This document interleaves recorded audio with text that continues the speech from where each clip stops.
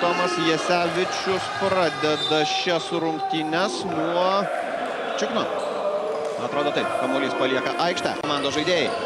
Jasevičius atiduoda kamuolį po krepšių Valančiūnui. Šis kala jį iš viršaus ir rezultatui esant 9-2 pirmosios minutės pertraukėlės yra priversti prašyti Kauno treneriai.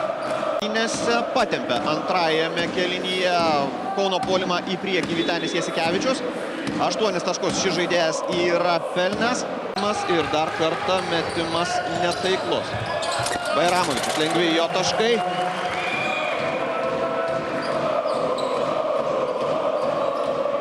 Keturis jų jau surinko Lietuvos Ryto Bos. Kauno komandoje tik Vytenis Jasikevičius.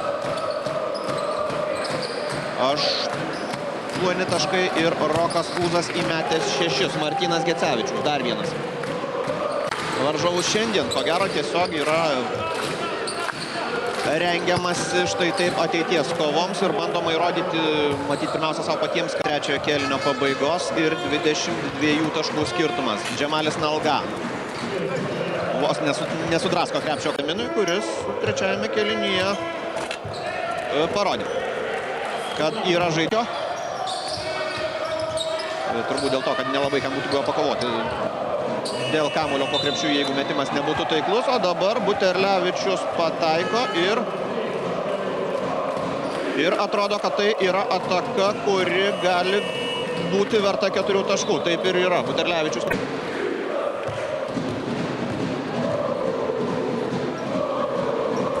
ir pataiko baudą Buterlevičius. Miloševičius 6 sekundės atakai, pabando pats, nepataiko, tačiau stos prie baudų metimo linijos, prasižengė Giedrius Kurtinaitis.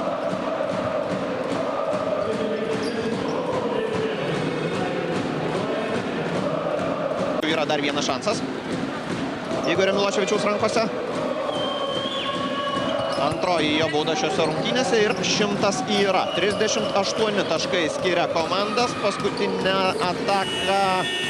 ataka nepavyksta Kauno krepšininkams. Kągi 162 toks galutinis rungtynių rezultatas. Lietuvos Rytui 15 taškų pelnė Martynas Gecevičius, po 14 Kenanas Bairamovičius ir Khalidas Eleminas, 13 Artūras Jomantas. Rezultatyviausias